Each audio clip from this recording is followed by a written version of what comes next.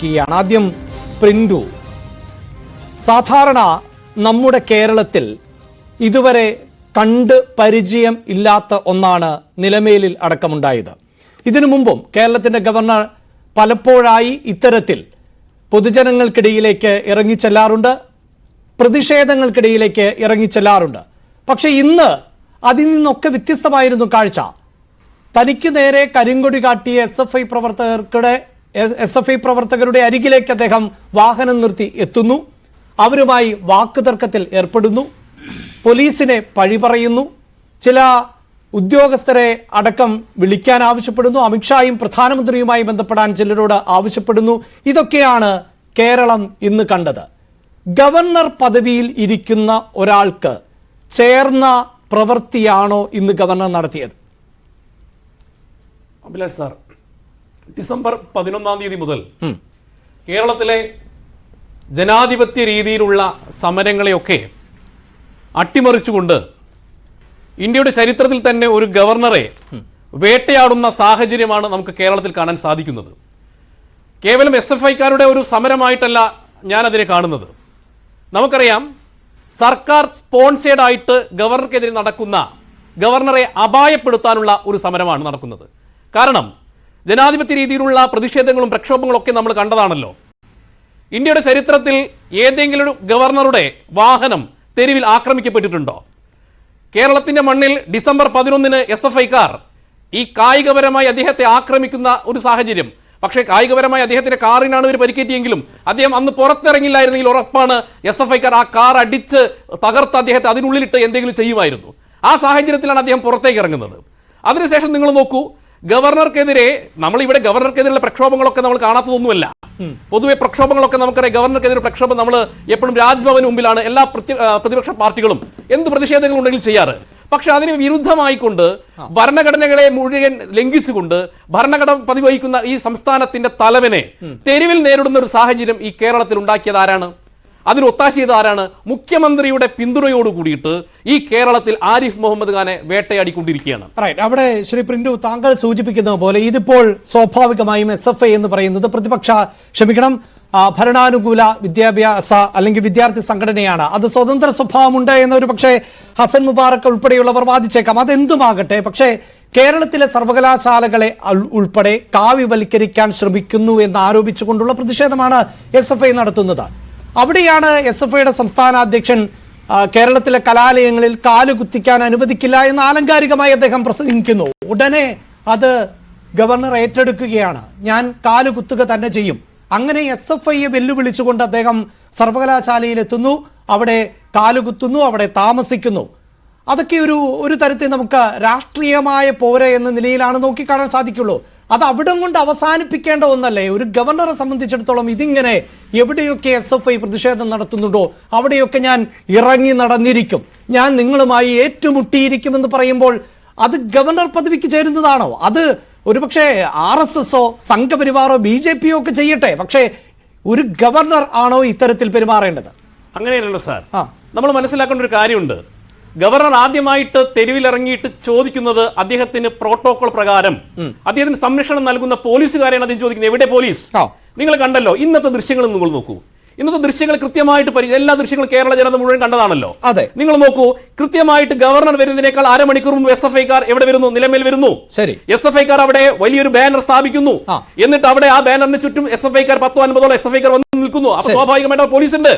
പോലീസുകാർ ഇവർക്ക് നാരങ്ങ വെള്ളം മേടിച്ചു കൊടുക്കുന്നു. നിങ്ങൾ കാണണം, പോലീസുമായിട്ട് വളരെ നാരങ്ങ വെള്ളം വാങ്ങിച്ചു കൊടുക്കുന്നു. താങ്കൾ കണ്ടോ? അല്ല, നിങ്ങൾ, ഞാൻ കണ്ടിട്ടില്ല. ഞാൻ പറഞ്ഞ ആലങ്കാരികമായിട്ട് സാർ, ഞാൻ നാരങ്ങ വെള്ളം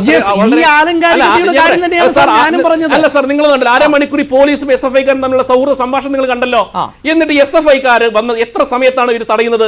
ഗവർണർ വരുന്നതിനേക്കാൾ 2 മിനിറ്റ് മുമ്പ്, ഒരു 2 മിനിറ്റ് മുമ്പാണ് അദ്ദേഹം ഈ SFIക്കാർ തടയുന്നത്.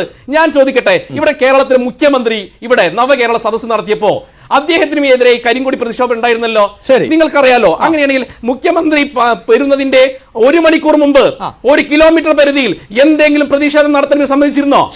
ഇവിടുത്തെ പോലീസ് സംവിധാനം ഗവൺമെന്റ് സ്പോൺസേഡ് ആയിക്കൊണ്ട് ഗവർണറെ തെരുവിൽ അപായപ്പെടുത്താനുള്ള സാഹചര്യമാണ്. പക്ഷേ പ്രിന്റു ഇവിടെ ഇതാ ഈ ചർച്ച ആരംഭിക്കുന്നതിന് മുമ്പ് ഗവർണർ ആരിഫ് മുഹമ്മദ് ഖാൻ എന്താണ് പറഞ്ഞത് എന്ന് നമ്മൾ ടെലികാസ്റ്റ് ചെയ്തു കഴിഞ്ഞു. അദ്ദേഹം പറയുന്നത് എന്താണ്? ഇന്ന് എൻ്റെ വാഹനത്തിനടുത്തേക്ക് എത്തുന്നു, പക്ഷെ ഇന്ന് എൻ്റെ വാഹനം ആക്രമിക്കപ്പെട്ടിട്ടുണ്ടോ എന്ന് എനിക്ക് അറിയില്ല എന്ന് അദ്ദേഹം പറയുന്നുണ്ട്. അങ്ങനെ ആക്രമിക്കുന്നതിനോടാണ് തനിക്ക് വിയോജിപ്പ്. അതിനപ്പുറത്ത് ഇത്തരം പ്രതിഷേധങ്ങൾ തുടർന്നു കൊള്ളട്ടെ എന്ന് അദ്ദേഹം തന്നെയാണ് പറയുന്നത്. വേണമെങ്കിൽ ഞാൻ ഒരിക്കൽ കൂടി താങ്കളെ കേൾപ്പിക്കാം, അതിന്റെ ആവശ്യമുണ്ട് എങ്കിൽ. അപ്പോൾ ഇവിടെ പോലീസ് കൃത്യമായി കാവൽ നിൽക്കുന്നുണ്ട്, പ്രതിഷേധം ഒരു ഭാഗത്ത് നടക്കുന്നുണ്ട്.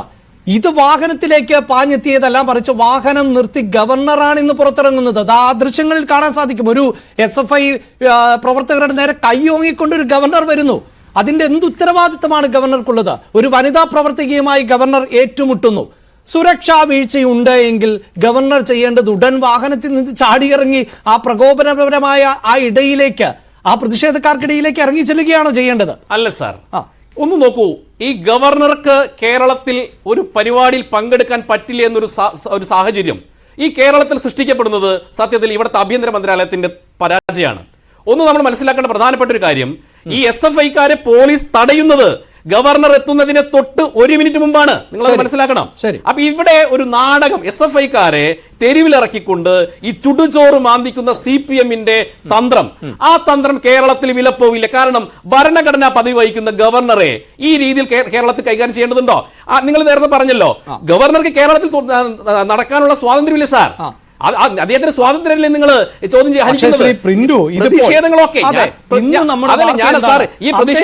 അദ്ദേഹത്തിന് സുരക്ഷയുടെ ഭാഗമായി CRPF-ന്റെ സുരക്ഷാ സംവിധാനം കൂടി നൽകുന്നു. അദ്ദേഹം വളരെ പ്രധാനപ്പെട്ട സുരക്ഷാ കാറ്റഗറിയിൽ പെടുന്ന ഒരു പദവി അലങ്കരിക്കുന്ന ആളാണ്. താങ്കൾ തന്നെ ഈ സൂചിപ്പിച്ചതുപോലെ ഈ സർവകലാശാലയിൽ പോയതിനു ശേഷം എന്താണ് ഉണ്ടായത്? മിഠായി തെരുവിലൂടെ അദ്ദേഹം നടക്കുന്നു. ഇത്രയും സുരക്ഷാ ചുമതല അല്ലെങ്കിൽ സുരക്ഷാ വലയത്തിൽ പോകേണ്ട ഒരാൾ അപ്രതീക്ഷിതമായി പുറത്തേക്ക് ഇറങ്ങുകയാണ്. അവിടെ ഒരു രാഷ്ട്രീയ നേതാവിനെ പോലെ അദ്ദേഹം പ്രകടനം നടത്തുന്നു. പിന്നീട് തിരുവനന്തപുരത്തേക്ക് എത്തുന്നു, അവിടെ പ്രതിഷേധക്കാർക്ക് ഇടയിലേക്ക് ഇറങ്ങുന്നു. ഇടയ്ക്ക് ഇടുക്കിയിലടക്കം സന്ദർശനം നടത്തിയപ്പോൾ അവിടെയൊക്കെ പ്രതിഷേധക്കാരെ കൈവീശി കാണിച്ചു പോകുന്നു.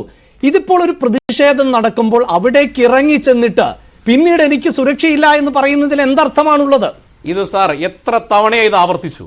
ഒരു തവണയാണോ? 2 തവണയാണോ? ഈ കേരളത്തിന്റെ ആഭ്യന്തര മന്ത്രാലയം കൃത്യമായിട്ട് സുരക്ഷ ഒരുക്കേണ്ടവർക്ക് സുരക്ഷ ഒരുക്കുന്നില്ല. അങ്ങനത്തെ ഒരു സാഹചര്യം ഉണ്ടെങ്കിൽ ഈ ഗവർണറും ഈ 2 മിനിറ്റ് മുമ്പിലല്ലോ സുരക്ഷ ഒരുക്കേണ്ടത്. SFIക്കാർ വന്ന് തൊട്ട് മുമ്പിൽ നിൽക്കുന്ന സാഹചര്യത്തിൽ പിന്നെന്ത് സുരക്ഷയാണ് സാർ? അപ്പൊ ഗവർണർക്ക് പുറത്തിറങ്ങൽ വേണ്ടത്, പുറത്തിറങ്ങി ചോദിക്കൽ വേണ്ടത്, പോലീസുകാരെ ചോദിക്കുന്നത്. അവിടെയാണ് പബ്ലിക്കായ പൊതുജനത്തിന് സംശയമുണ്ടാകുന്നത്. ഇത് ഒരു നരേഷൻ ആണോ? അതായത് കേന്ദ്ര സർക്കാർ കേരളത്തിലടക്കം പിടിമുറുക്കാനായി ശ്രമം നടത്തുന്നു എന്നുള്ളത് ഒരു വിഭാഗത്തിന്റെ വിലയിരുത്തലാണത്. സർക്കാരും സർക്കാരിനനുബന്ധ പ്രസ്ഥാനങ്ങളും ആവർത്തിക്കുന്നുണ്ട്. അപ്പോഴിതാ എവിടെയൊക്കെ സുരക്ഷാ വീഴ്ച ഉണ്ടാകുന്നു അവിടെയെല്ലാം വളരെ കൃത്യമായി ഗവർണർ പുറത്തേക്ക് ഇറങ്ങുന്നു. അവിടെ ഒരു സീൻ സൃഷ്ടിച്ചെടുക്കുന്നു. എന്നിട്ട് ഇവിടം സുരക്ഷിതമല്ല എന്ന് പറയുന്നു. അപ്പോൾ വളരെ കൃത്യമായി കേന്ദ്ര സേനയെ കേരളത്തിലേക്ക് എത്തിക്കുന്നതിനുള്ള ഒരു ഇടം ഒരുക്കി കൊടുക്കുകയാണ് ഗവർണർ എന്ന ഭരണകക്ഷിയുടെ ആരോപണങ്ങളെ ശരിവെക്കുന്ന പ്രവൃത്തിയിലേക്കല്ലേ അദ്ദേഹം പോയത്? അങ്ങനെയാണോ സാർ? നമ്മൾ കണ്ടതാണല്ലോ എന്താണ് ഡിസംബർ 11-ാം തീയതി മുതൽ കേരളത്തിൽ ഉണ്ടായത്.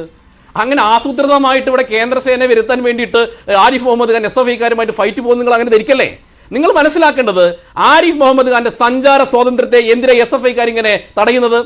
അത് ഇനി SFIക്കാരെ പ്രതിഷേധിച്ചോട്ടെ, അത് പ്രതിഷേധിക്കുന്നതോടൊപ്പം തന്നെ അതിനെ തടയേണ്ട ആഭ്യന്തര മന്ത്രാലയം ഇന്റലിജൻസും എന്തിനാണ് SFIക്കാരെ ഈ തെരുവിലേക്ക് ആരിഫ് മുഹമ്മദ് ഖാന്റെ മുമ്പിലേക്ക് ഇട്ടുകൊടുക്കാനുള്ള അവസരം ഉണ്ടാക്കുന്നത്? നമുക്കറിയാലോ കേരളത്തിൽ പോലീസ് സംവിധാനം അത്ര മോശമാണെന്ന് നമുക്ക് അഭിപ്രായമില്ല. 50 അല്ല 500 SFIക്കാരെ വന്നാൽ മിനിറ്റുകൾ കൊണ്ട് അവിടെ നിന്ന് മാറ്റാനുള്ള ശേഷി കേരള പോലീസിനുണ്ട്. പക്ഷേ കേരള പോലീസ് എന്താ ചെയ്യുന്നത്?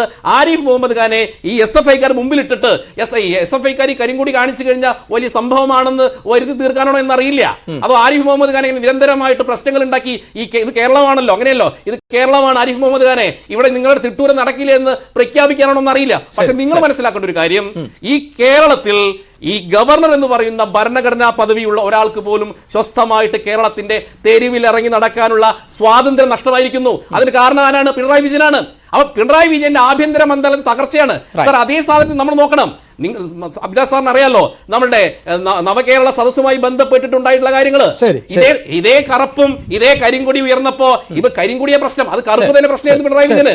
അപ്പൊ ഒരേ സമയത്ത് ഒരേ കേരളത്തിൽ ഒരേ പോലീസ് 2 രീതിയിൽ പ്രവർത്തിക്കുമ്പോൾ അതിനെങ്ങനെയാണ് സാർ?